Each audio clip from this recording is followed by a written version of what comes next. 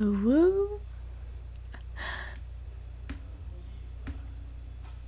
Hello, hello everyone. How are you doing today? Okay, okay, let me get serious.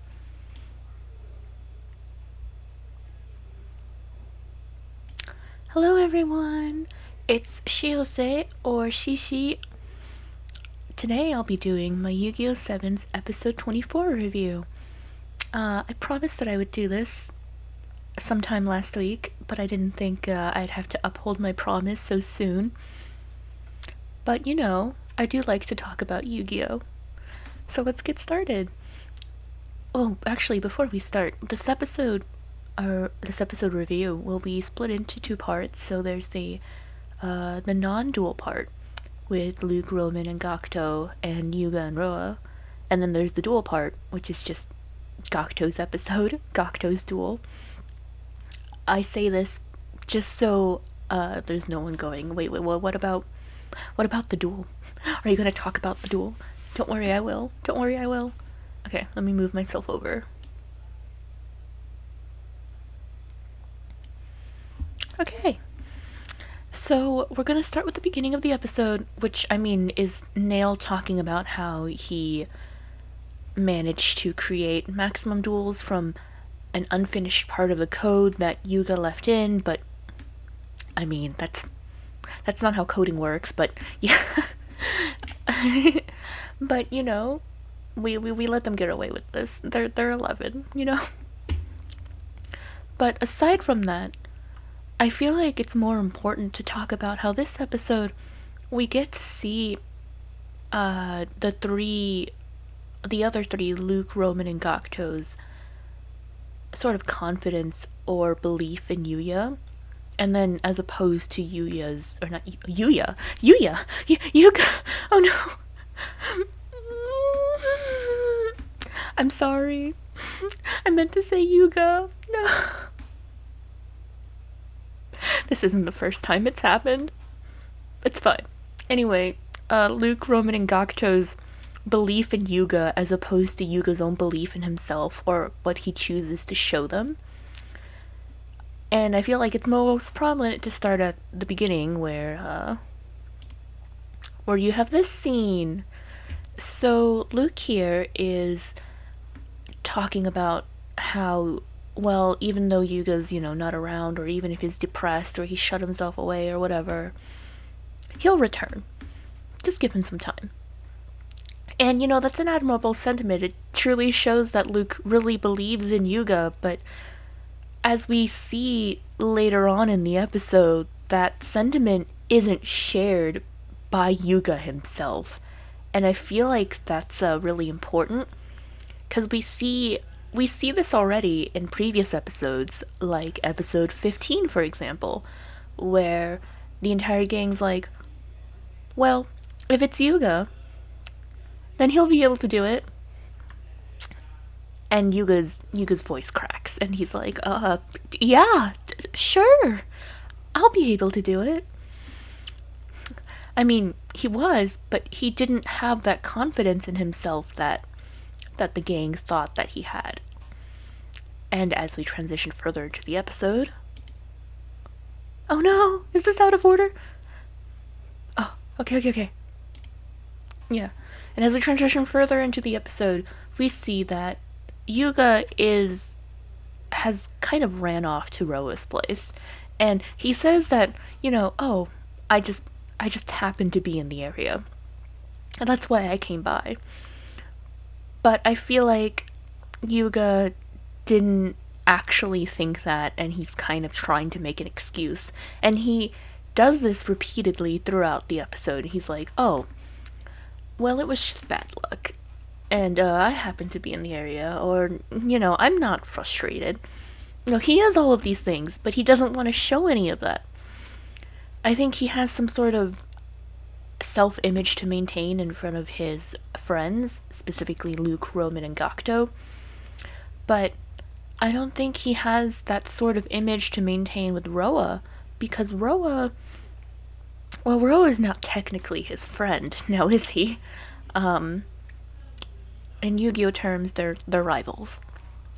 So Roa doesn't have, well, actually, no, let me rephrase that. Roa does have expectations of him, but Roa also isn't deluded in them like his friends are. And that's not to say that Luke, Roman, and Gakuto are bad, because they're not. It's just that Yuga doesn't feel like he can be vulnerable around them because he has this image to maintain where he has to be, infallible in front of them. So he goes to Roa, the person who he can be vulnerable with. And that's where this episode takes place. Like, we see him being really, really depressed, and we see him being really emotionally vulnerable in ways that we haven't seen before this episode. We got, like I said, hints of it in episode 15 with the whole voice crack. Or even in episode 1, where after he took the hit from Blue Eyes, he started, really sweating. Or in episode 2, where he got really upset for a little bit that he lost against Rook. Luke, oh my goodness. I don't even follow my own my own romanizations. It's fine. So, Yuga tells Roa, don't let my friends know that I'm here. I don't want them to know that I'm here. And and Roa surprisingly actually follows that. Roa's like, oh, I didn't mean to move that. Whoops. Anyway, Roa's like, oh, okay, I'll keep your secret for you. And then he goes on to make fun of Roman for her curry, which I don't think he's ever gonna let that go, which is really funny. I really like that part. A kind of kingly curry that doesn't explode. But yeah, he is, really, really, really vulnerable around him, and he keeps making excuses about why he lost against Nail. He's like, oh, it was just bad luck. And, as a duelist, I should get used to losing. It was just bad luck. He laughs a lot this episode, but it's the really dry, sad, and hesitant laugh. And of course, Roa is really frustrated. Roa is really frustrated with his lack of belief. Let me switch. Because to him, for 6 years, or more or less, give or take a year or two, he's been basically chasing after Yuga's silhouette, his backside. Because, Yuga got Seven's Road Magician from Otis, but Roa didn't. Roa didn't get Seven's Road Magician. Roa didn't get the right to become king. And yet he still worked for it. He still, went on his own road to become king, and that's the reason why Yuga in episode 13 is like, oh, Roa, you do have the right to become king. Even if Luke says otherwise, you do have the right to become king. And I do agree with that.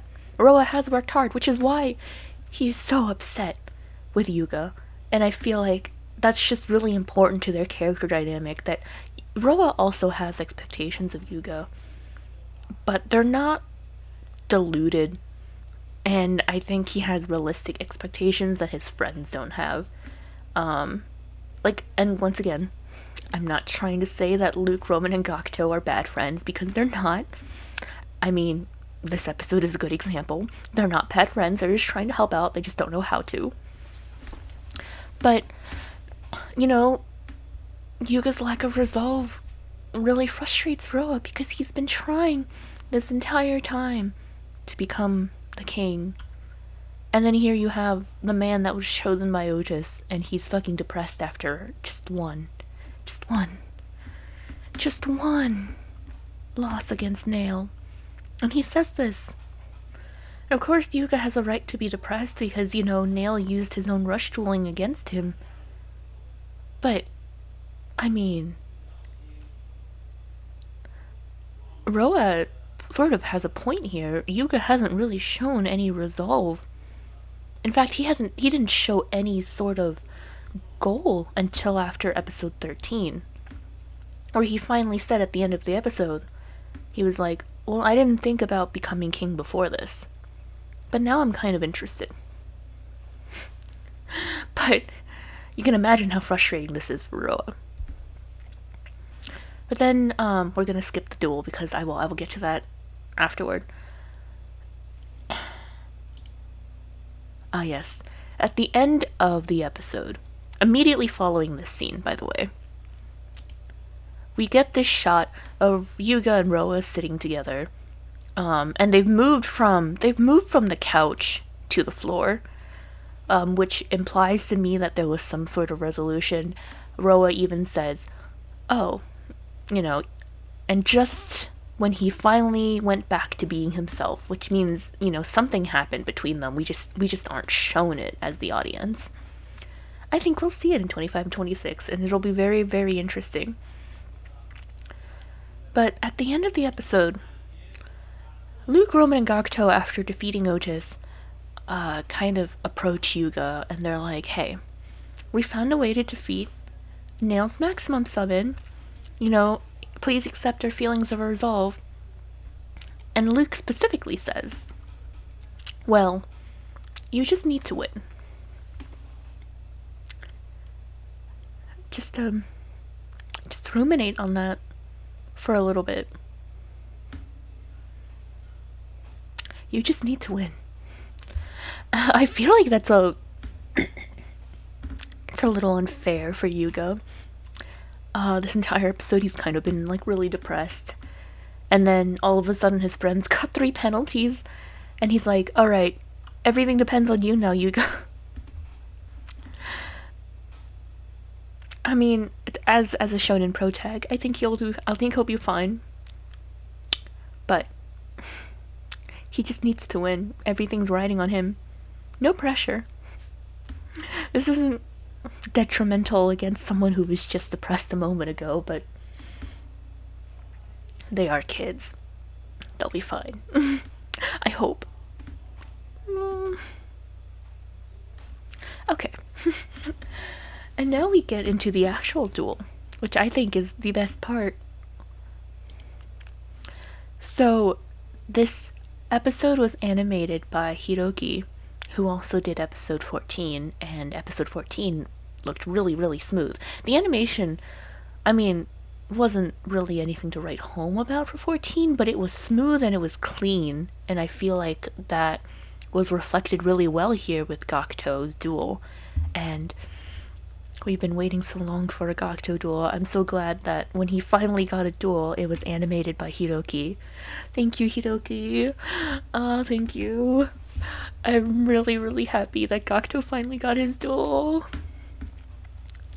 And you can see in this image here that, Gakuto is rendered really, really well. Every time I look at this image, I get a little emotional. He finally got his duel. Okay. His summoning sequence, everything was so clean. You can look at the line work and everything, and it's just oh, and a summoning chant. I was supposed to take a picture with the subtitles, but I think I messed up somewhere. It's fine. But Gakuto talks about how resolve is something that he decides. Gakuto talks about how he's doing this for this feeling of friendship that lies deep within his chest. It just makes me feel so soft. I don't have a lot of coherent thoughts about the duel. I just think that Gakuto's really pretty, and this episode was super pretty for his duel, and his summoning animation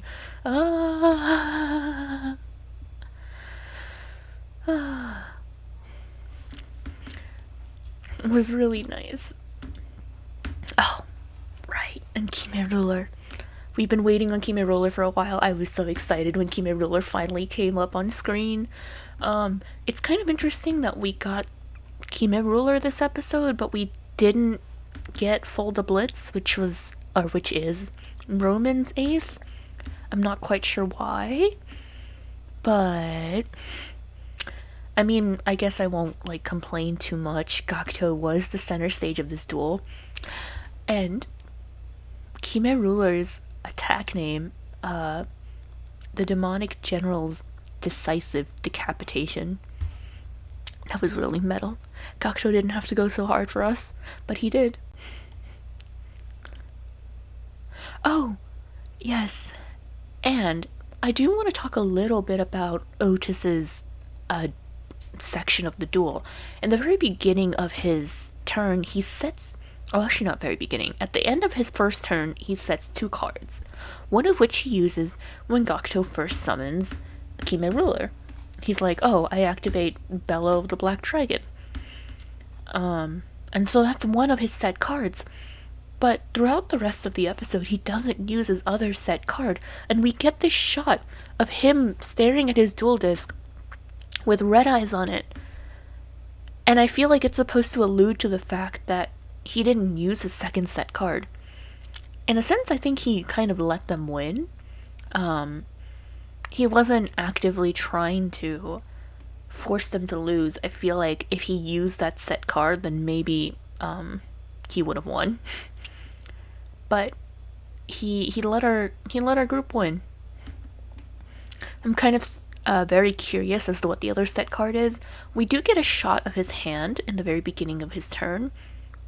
When he, especially in the Otis that's dueling Luke, we see his hand, but the 2 other cards in his hand are obscured. We only see Inferno Fire Blast, Red Eyes Chick, and Red Eyes Black Dragon in his hand. The other 2 cards are obscured. We know that one of the other 2 cards is Bellow with the Black Dragon. But what is the other one? What was the other one? Why did he set it, and why didn't he use it? It's a little bit of a bittersweet Gakuto victory. Kind of feel like it was handed to him. Gakuto deserves better. And another cool thing I really liked about this duel is that at the very end of the episode, you can see the different life point percentages. I'm like, isn't this cool? Like, you can see that the other 2 all had different duels. Gakuto went for the 1-turn kill, by the way. Thank you, Student Council President. I'm really, really happy. Gakuto went for the 1-turn kill. I think Luke probably whittled it down another way. Luke and Roman both. But their remaining life points, 2300 on Roman's side is also, I believe, Esperade's attack. And then 2400, I think, is Rush Dragon Dragir's attack, so it's like a perfect kill. And then the penalty. I was of the belief that this was gonna carry into next season, but I guess they're wrapping everything up now. They did foreshadow this in episode 19 with Mimi and Yoshio, so I think it was well played. It was very well played. I was surprised that this is how they were going to get their penalties, but very well played. I liked it. But yes, those are my thoughts on episode 24 of Sevens. I really did enjoy myself. There is so much to say about this episode, but I didn't want to make this too long. But I really did enjoy myself, and I'm very glad that Gakuto finally got his duel. We've been waiting so long. But it's okay. Now we finally got it. Although I guess at what cost, huh? At what cost, huh? But it's okay. We're fine. I'm fine. I'm not fine. But it's fine. I think this episode was truly really fun, and I'm glad that I finally got a chance to do one of these reviews. I think in the future I will be a little bit more eloquent with my thoughts. I had a list of bullet points to go off of, but I think next time I need a script. Or maybe I should just stay unhinged. Well, thank you everyone for watching. This is Shiose, signing out. Thank you.